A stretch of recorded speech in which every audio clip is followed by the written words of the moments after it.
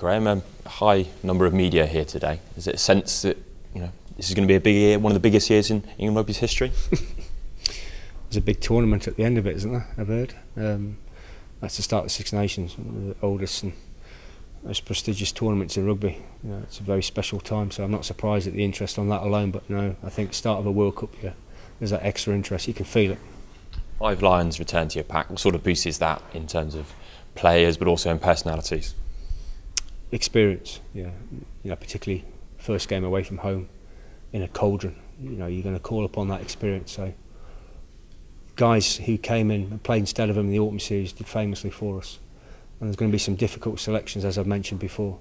But just having them around the environment and what they can bring to the group and the younger guys, and what they can do under stress and their composure, would be brilliant for us. You've spoken before about driving standards and driving the pack hard. Do people like Jeff Parling and Dan Cole and Tom Young's help in that? Oh, absolutely. Yeah, they're grumpy buggers, all of those, to be fair. Not so much Tom, but no, they're very, very big on standards. That's particularly the line out with Jeff and Coley with the scrum. So having some experience around driving those standards is a real added benefit for me. Can you talk a bit about the selection dilemmas you've got? Take Loosehead, for example. You've got 3 quality players there. Where do you want to start? Yeah, you've got 3 very good looseheads. You've got to pick 2 out of there. Tight head prop. Dave Wilson's done exceptionally well for us in the autumn series. And then the back row.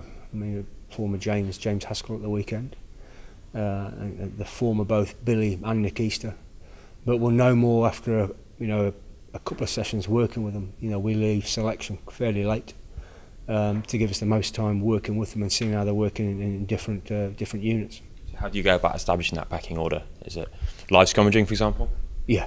We're doing some live controlled scrummaging because that's the game, and that's good for problem solving. But we do a lot of intense live practice, and we'll just see how they function in all the other stuff as well. How quickly they pick up things and how balanced they are in terms of working with other players in other smaller units. You mentioned you like to leave selection late, but how close are you to knowing what your pack's going to be in Cardiff?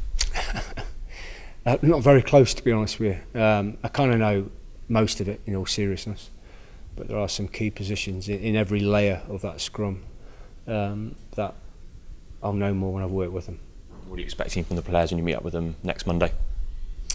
They'll be excited. As I said, it's a famous tournament, this. The competition is high, and as I said earlier, it's a big year for us.